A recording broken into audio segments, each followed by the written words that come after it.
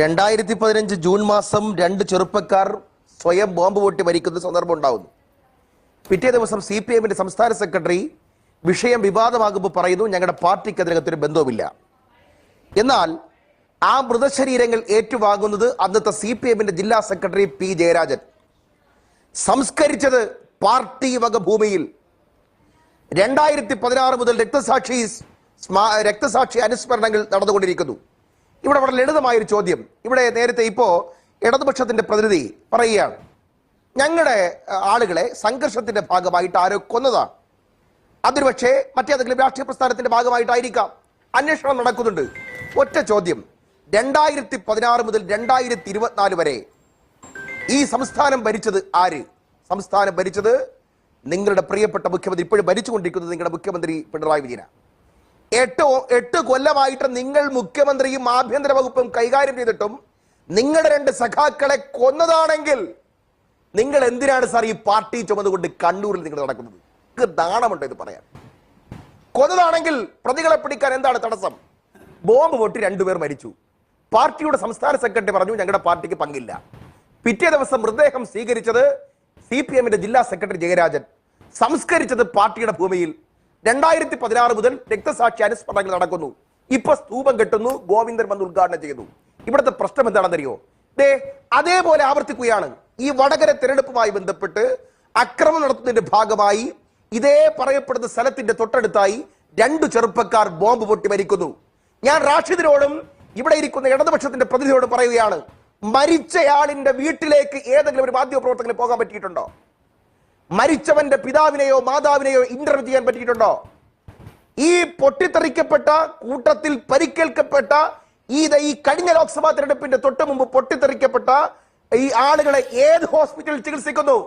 അവരുടെ ഒരു ഫോട്ടോ ഉണ്ടോ? അവരെ ഒന്ന് കാണാൻ പറ്റുമോ? എന്താ കാണാൻ പറ്റാത്തത്? പാർട്ടി മറച്ചു പിടിച്ചിരിക്കുകയാണ് ഇരുമ്പ് പറയിൽ. ഇവരെന്താ വിചാരിക്കണമെന്നറിയോ? ഇവർ ഇപ്പോഴും 1990കളിൽ നിൽക്കുന്നതേ ഉള്ളൂ. വിവരാവകാശ വിപ്ലവങ്ങൾ നടക്കുകയും ഈ രാജ്യത്ത് ഒരു മൊബൈൽ ഫോൺ ഉയർത്തിപ്പിടിച്ചാൽ ലോകത്തിന്റെ അങ്ങേ കോണിൽ നിന്നും ഇങ്ങേ കോണിലേക്ക് സന്ദേശങ്ങളും ദൃശ്യങ്ങളും കൈമാർഗം ചെയ്ത ലോകത്തല്ല ഇപ്പോഴും CPM നിൽക്കുന്നത്. ഇവിടെ CPM ഇപ്പോഴും പഴയ ഒരു കാര്യങ്ങൾ ആലോചിച്ച് നോക്കുക സാർ. പിന്നെ പ്രകാശ് മാഷ് ആലോചിക്കേണ്ട ഒരു കാര്യമുണ്ട്. നിങ്ങളുടെ കൂട്ടത്തിൽ നിങ്ങളുടെ മക്കൾ ഉൾപ്പെടെയുള്ള ആളുകൾ 20 വയസ്സ് തികയുന്നതിന് മുമ്പ് ഒരു ജോലി തേടി ഇവിടെ നിൽക്കാൻ നിവൃത്തിയില്ലാതെ അമേരിക്കയ്ക്കും കാനഡയ്ക്കും ഓസ്ട്രേലിയയ്ക്കും പറക്കുമ്പോ 19 വയസ്സുകാരൻ ജോലി തേടി ഇന്റർനെറ്റിൽ പരതിക്കൊണ്ടിരിക്കുമ്പോ നിങ്ങളുടെ തലമുറയിൽപ്പെട്ട ചെറുപ്പക്കാർ ഇന്നും ബോംബ് നിർമ്മിച്ചുകൊണ്ട് പൊട്ടിത്തെറിച്ച് മരിക്കുന്നുണ്ടെങ്കിൽ നിങ്ങൾ ഏത് ലോകത്താണ് സാർ? നിങ്ങൾ എന്ത് പാർട്ടിയാണ് സാർ? നിങ്ങൾ ഇത് എത്ര കാലമായി തുടങ്ങിയിട്ട്? തൊട്ട് മുമ്പാണ് ഈ ഇലക്ഷൻ സമയത്ത് പൊട്ടിത്തെറിക്കപ്പെട്ട പാർട്ടി ഓൺ ചെയ്തോ? നിങ്ങൾ സമ്മതിച്ചോ? ഇല്ല. നിങ്ങൾ എന്താ പറഞ്ഞത്? ഞങ്ങളുടെ പാർട്ടിക്ക് ബന്ധമില്ല. നിങ്ങൾ എല്ലാ കാലത്തും ഇതല്ലേ ചെയ്തിട്ടുള്ളത്? ഞാൻ ഉദാഹരണം പറഞ്ഞുതരാം. TP കൊന്നു. TP ചന്ദ്രശേഖരനെ 51 വെട്ടി കൊന്നു. പിറ്റേ ദിവസം പിണറായി വിജയന്റെ സ്റ്റേറ്റ്മെന്റ് ആണ്, മത തീവ്രവാദികൾ കൊന്നു. ഭാഷ അല്ലാ സ്റ്റിക്കർ ഉണ്ടായിരുന്നു. സ്റ്റിക്കർ ഒട്ടിച്ച നിങ്ങൾ, അവസാനം പിടിക്കപ്പെട്ട നിങ്ങൾ. കൊടി സുനിയെ പിടിച്ചു. നിങ്ങൾ പറഞ്ഞു ഞങ്ങളുടെ പാർട്ടിക്ക് ബന്ധമില്ല. കൊടി സുനിക്ക് വേണ്ടിയിട്ട് വക്കീലിനെ നിർമ്മിച്ചു കൊടുത്ത നിങ്ങൾ, കുഞ്ഞനന്തിന് വക്കീലിനെ വെച്ചു കൊടുത്ത നിങ്ങൾ, പരോള് കൊടുത്ത നിങ്ങൾ, ആ കൊടി സുനിക്കിയുടെ കൂടെ ഇരിക്കുന്ന ആകാശ് തില്ലങ്കേരി ഉൾപ്പെടെയുള്ള പ്രതികൾക്ക് ജയിലിനകത്ത് സുഖ സൗകര്യങ്ങളും സൂട്ട് റൂമുകളും കൊടുത്ത് നിങ്ങളുടെ ഗവൺമെന്റ്. നിങ്ങൾക്ക് എന്ത് പറയാനുണ്ട്? നിങ്ങൾ അന്ന് ഏറ്റിട്ടില്ല, നിങ്ങൾ ഏക്കില്ല, നിങ്ങൾ ചെയ്താൽ അത് ഏൽക്കത്തില്ല. നിങ്ങൾ തലശ്ശേരിയിലെ ഫസലിനെ കൊന്നു. ഫസലിനെ കൊന്നിട്ട് അതിനകത്ത് പ്രതിപട്ടികയിൽ ആദ്യം പല പേരുകൾ പറഞ്ഞു. ആ രക്തം പുരണ്ട തൂവാല കൊണ്ടുവന്ന് RSSന്റെ കാര്യാലയത്തിൽ കൊണ്ടുവന്നിട്ടു. വർഗീയ കലാപം ഉണ്ടാക്കാൻ വേണ്ടി ഫസലിന്റെ കേസിൽ അയാളുടെ ഭാര്യ ഹൈക്കോടതി പോയി. CBI വന്നു. 2 കാരായി രാജനെയും കാരായി ചന്ദ്രശേഖരനും പ്രതിയാക്കപ്പെട്ടു. കണ്ണൂരിൽ കയറാൻ പറ്റാത്ത അവസ്ഥ വന്നു. നിങ്ങൾ അവിടെ തെരഞ്ഞെടുപ്പിൽ മത്സരിപ്പിച്ചിട്ട് ചെയർമാൻഷിപ്പും പ്രസിഡന്റ്ഷിപ്പും കൊടുത്ത് കയറ്റാൻ നോക്കി. അവസാനം നിങ്ങൾക്ക് പരാജയപ്പെട്ടു. അവരെ മറ്റൊരു ജില്ലയിൽ പാർപ്പിക്കേണ്ടി വന്നു. നിങ്ങൾ ഓൺ ചെയ്തിട്ടുണ്ടോ? ഇല്ല. നിങ്ങൾക്കറിയാം, തൊട്ടപ്പുറത്താണ് കഴിഞ്ഞ ഇലക്ഷൻ സമയത്താണ് കൃപേഷ് ശരത്ലാല് കൊല്ലപ്പെട്ടു. നിങ്ങൾ ആ കൊലപാതകം നടന്ന കേസിൽ ആ പ്രതികളെ കൊന്ന പീതാംബരന് വേണ്ടി കോടതിയിൽ വന്നതാര്? ബാധിച്ചവരാര്? ജയിലിൽ സംരക്ഷിച്ചവരാര്? നിങ്ങൾക്കറിയോ? ആ പോലീസ് ജീപ്പ് മാറ്റി തെളിവ് നശിപ്പിക്കാൻ ശ്രമിച്ചത് നിങ്ങളുടെ മുൻ MLA കുഞ്ഞിരാമനാണ്. ഞങ്ങളുടെ കയ്യിൽ കണക്കുണ്ട്. നിങ്ങൾ കൊല്ലും, നിങ്ങൾ പ്രതികൾ അയക്കും, ഗൂഢാലോചന നടത്തും, നിങ്ങളുടെ പാർട്ടി ഓഫീസിൽ തെളിവ് നശിപ്പിക്കും. നിങ്ങൾ ഓൺ ചെയ്യില്ല, നിങ്ങൾ സമ്മതിക്കത്തില്ല. തീർന്നില്ല. നിങ്ങൾക്കറിയാം എത്രയോ കേസുകളിൽ ഞാൻ ഈ 1970 ഇങ്ങോട്ട് പഴയ ഒരു കാര്യം പറഞ്ഞുകൊണ്ട് പറയാ. ജനുവരി മാസം 21 KSRTC ജീവനക്കാരുടെ സമരവുമായി ബന്ധപ്പെട്ട് മട്ടന്നൂരിൽ പ്രക്ഷോഭം നടന്നു. മട്ടന്നൂരിൽ ഇടതുപക്ഷത്തിന്റെ പ്രതിനിധികൾ KSRTC ബസ് തടഞ്ഞു നിർത്തി. മട്ടന്നൂരിൽ 3 ആളുകളെ ഡ്രൈവർ ഉൾപ്പെടെ ചുട്ടുകൊന്നു. പ്രതികളെ സംരക്ഷിച്ചു. പ്രതികൾക്ക് വേണ്ടിയിട്ട് വക്കീലിനെ വെച്ച് കൊടുത്തു. നിങ്ങൾ ഇതുവരെയും അത് ഏറ്റെടുത്തിട്ടില്ല. എന്തിനേറെ പറയുന്നു, കേരളത്തിന്റെ ചരിത്രത്തിൽ CPM നിങ്ങൾക്കറിയാം, അവർക്ക് വേണ്ടിയിട്ട് പ്രത്യേക കില്ലർ സ്ക്വാഡുണ്ട്, ബോംബ് സ്ക്വാഡുണ്ട്, പ്രത്യേക കോടതിയുണ്ട്, പ്രത്യേകമായ വിചാരണയുണ്ട്, എല്ലാം നിങ്ങൾക്കുണ്ട്.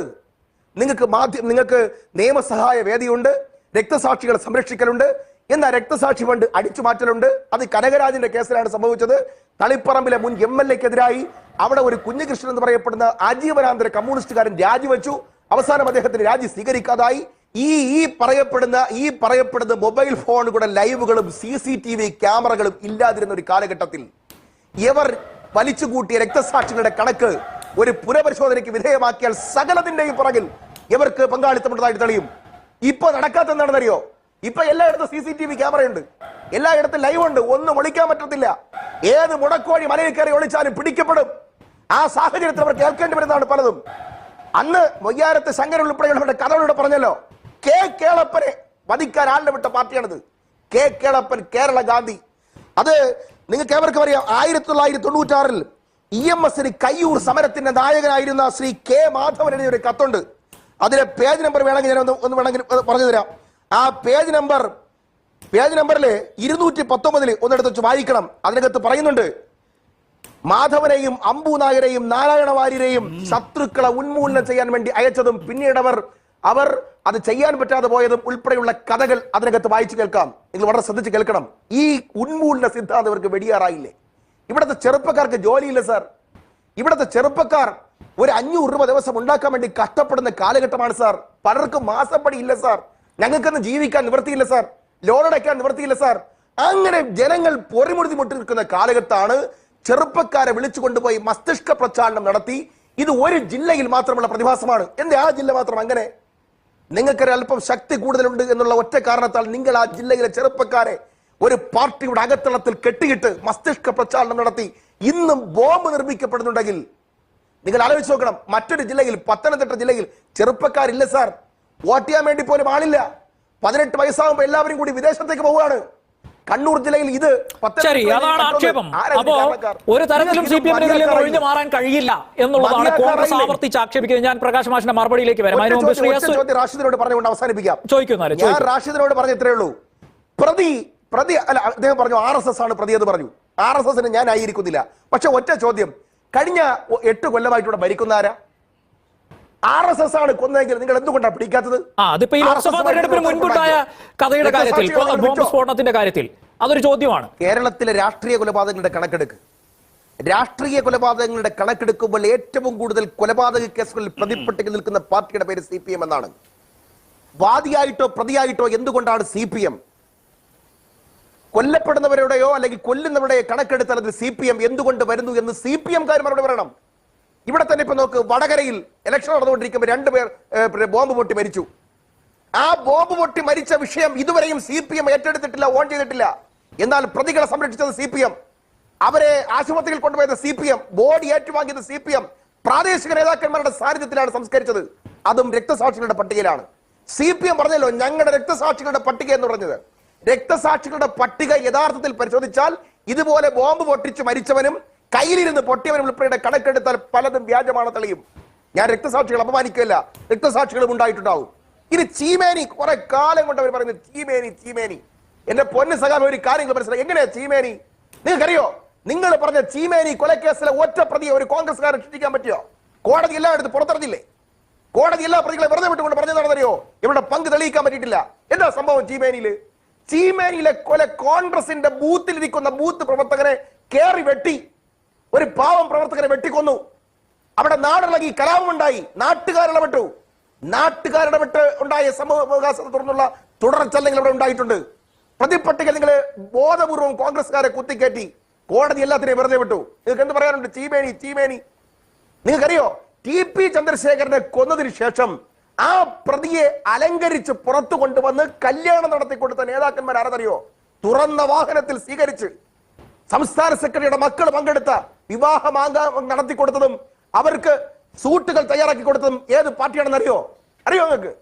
കൊടി സുനി ജയിലിൽ മർദ്ദനമേറ്റു എന്ന് പറഞ്ഞുകൊണ്ട് റെയ്നോൾഡ്സ് പേന വിരലുകൾക്കിടയിൽ തിരികെ വെച്ച് ആക്രമിച്ചില്ല എന്ന് പറഞ്ഞുകൊണ്ട് ആ കണ്ണൂരിലെ സെൻട്രൽ ജയിലിനകത്ത് പോയി കലാപമുണ്ടാക്കി ജയിൽ സൂപ്രണ്ട് വിരട്ടിയ നേതാവിന്റെ പേര് എം വി ജയരാജൻ എന്നാണ്. നിങ്ങൾ ആരെ കുറിച്ചാണ് പറഞ്ഞു വരുന്നത്? ഞങ്ങളുടെ അടുത്താണോ? ഇവിടെ നിങ്ങൾക്കറിയാം, ഇവിടെ കെ രമയെ നിയമസഭയ്ക്കകത്തിട്ട് ചവിട്ടി പോട്ടെ, നിയമസഭ തല്ലി പൊട്ടിച്ച കേസ് ഞങ്ങളെല്ലാം ലൈവ് ടെലികാസ്റ്റ് കണ്ടതാണ്. ആരൊക്കെ ചവിട്ടി പൊട്ടിച്ചു, ആരെല്ലാം മൈക്ക് പൊട്ടിച്ചു, ആര് കസേര എടുത്തെറിഞ്ഞു. എടാ, ലോകം മൊത്തം കണ്ട നിയമസഭ തല്ലി പൊട്ടിച്ച കേസിൽ നിങ്ങൾ കോടതി വന്നപ്പോ ഞങ്ങൾ ആരും ചെയ്തിട്ടില്ല എന്ന് കള്ളം പറഞ്ഞവന്മാരല്ലേ നിങ്ങളത് ഏറ്റെടുത്തോ? ഞങ്ങൾക്ക് പറ്റിപ്പോയതാണ്, ക്ഷമിക്കണം എന്നല്ലല്ലോ നിങ്ങൾ പറഞ്ഞത്. ഞങ്ങൾക്ക് പങ്കില്ല. ഇത്രയാണ് ഇത് തന്നെയാണ് CPM ശൈലി. ഒരെണ്ണത്തിലും എല്ലാം കയറി ചെയ്യും, എന്നിട്ട് ഒന്നിലും ഞങ്ങൾക്ക് പങ്കില്ല എന്ന് പറയും.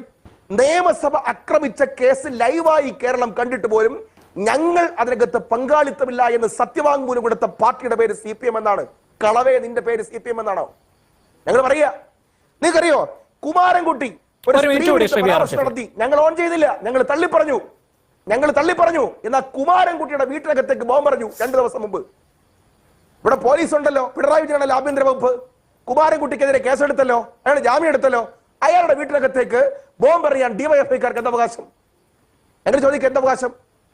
അപ്പോ നിങ്ങൾക്കൊരു ഇതുണ്ട്. നിങ്ങളുടെ രാജാവിന്റെ മകൾക്ക് മാസപ്പടിയാകാം, 9 കമ്പനിയിൽ നിന്ന് മാസപ്പടി വാങ്ങാം, വിദേശയാത്ര നടത്താം, ഈ രാജ്യത്തെ എല്ലാ സുഖഭോഗങ്ങളോട് ജീവിക്കാം. ഇവിടുത്തെ CPMന്റെ സാധാരണക്കാരനായ പ്രവർത്തകൻ ബോംബ് നിർമ്മിച്ച് പൊട്ടിത്തെറിച്ച് ചാവണം അല്ലേ? രാജാവിന്റെ മക്കൾക്കും രാജാവിന്റെ മകനും മകൾക്കുമെല്ലാം സുഖലോലുപതയുടെ ജീവിതം, മാസപ്പടി അല്ലേ? വിദേശയാത്ര, സർക്കാരിന്റെ ചെലവിൽ വിദേശയാത്ര, ഇപ്പോഴത്തെ അല്ല കേട്ടോ, മുമ്പത്തത്. വിദേശയാത്ര, എല്ലാ സുഖലോലുപതയും. പാർട്ടിയിലെ സാധാരണക്കാരായ പ്രവർത്തകർ ബോംബ് പൊട്ടി ചാവുന്ന കുറെ ജന്മങ്ങൾ അല്ലേ നിങ്ങൾക്ക്? അങ്ങനെയാണോ നിങ്ങൾ അതിനെ കാണേണ്ടത്? കേരളത്തിലെ കലാപം CPM കത്തി താഴെ വെച്ചാൽ കേരളം ശാന്തമാവും.